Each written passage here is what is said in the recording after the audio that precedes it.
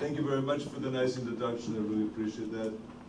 And I am here today for a very special purpose. We're doing the taping of a show, The Years of Living Dangerously. And this has been a very highly successful show. We have won the Emmy last year for it. And what the show is about is to talk about the environment. And this is a subject that is very dear to me and has been since I have become governor of the state of California. And even after I finished my job, I was very interested and started creating a foundation called the R20 that deals with environmental issues. And when I became governor, it was one of many issues that were very important for California, including creating better education or creating a better business environment, getting the economy going, taking care of our universities. But the environment was a very important issue.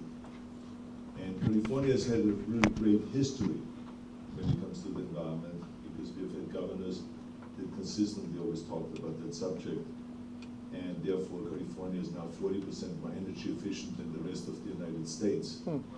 So it's literally, if we would have the United States just adopt our formula, our laws in California, we would be able to close 75% of all the coal-fired power plants in the United States. This is like an equivalent of taking 180 million cars off the road.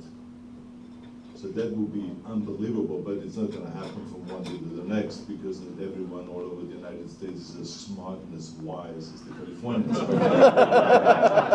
we understand that. But we have passed in my administration really tough laws from the Green Building Initiative to make all the buildings more energy efficient, to upping our renewables from 20% to 50% by the year 2020, and of course AB 32, which is a commitment where we reduce our greenhouse gases by 25% by the year 2020 and 85% by the year 2050. So California is clearly the leader in the United States, and we also have become kind of a leader in the world. And this is a subject that I became very passionate about. I was not very passionate about it when I got in there, into that job. I was always, for 45 years, I was on a fitness crusade, not on an environmental crusade. Now I'm on both crusades. And I'm talking about both of the subjects. They are very, very important to me. And this is, of course, I just wanted to let you know, to be in the military base and to see that there is progress being made here in the military is really like music to my ears, because this is very important.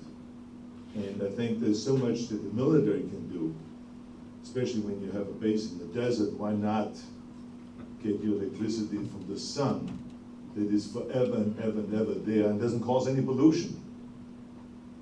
Why take it from oil, which is fossil fuel and causes pollution? Now, most people, when they talk about pollution, they talk about global climate change.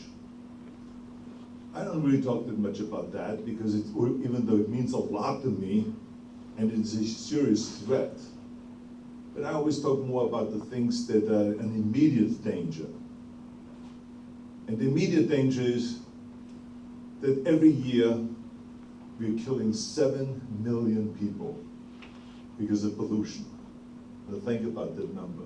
That's more than wars, more than homicide, more than suicide, more than traffic accidents, all combined. Just because we have not gotten our act together yet and said, hey, let's stop using fossil fuels. They're killing people. We're polluting the ground, we're polluting the water, we're polluting the air, and people are dying.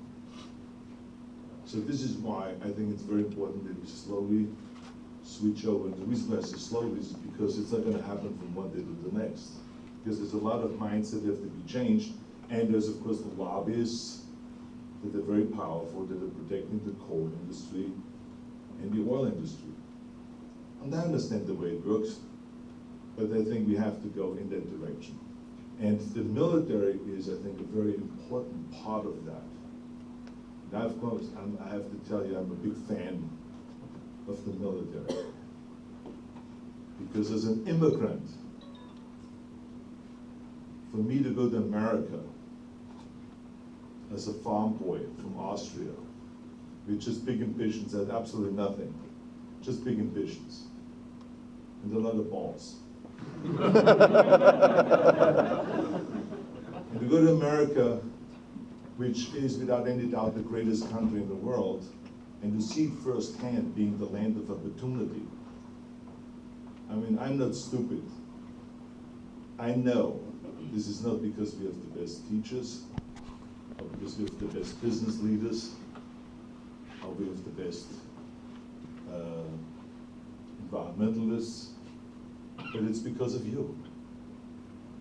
Without the military, and without the protection of the land, and fighting for this country to make it a land of opportunity, of liberty, and justice, and equality, and all of the things that we're known for, is only because of the hundreds of years of fighting and being there to protect our land from you.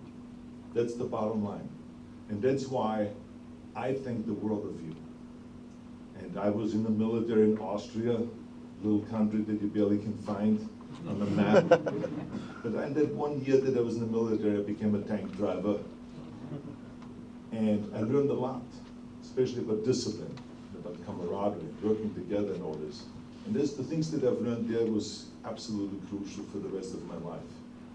And so today I have to say that I was very fortunate that I went to America, because everything that I have accomplished, if it is my bodybuilding career, or if it is my film career, my political career, my personal life, everything, the money that I have made, the fame, everything is because of America. America has literally given me everything that I have. If I would have gone to China, I wouldn't have come even close to that. If I would have gone to Egypt, if I would have gone to Africa, if I would have gone to Australia, I could have gone anywhere in the world. I would not even have come close to the success that I had in America. And I think this is one of the things that you wanted to find out about, not just to hear me talk about the environment, but what was my secret to success. So I don't know in which direction you want to go with this, but I want to just open it up to a question and answer session, so that I'm not going all over the place and talk about something that maybe you're not interested in. I maybe talk about, you know, my discipline when I was 15 years old.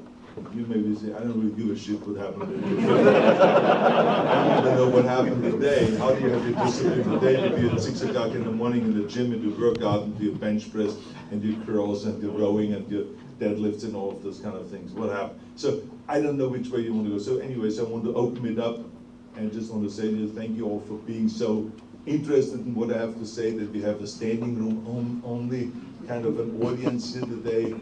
I love that. And like I said, I have the greatest admiration for all of you. Okay, thank you. So now let's open it up to Q&A. Oh, hey, sir.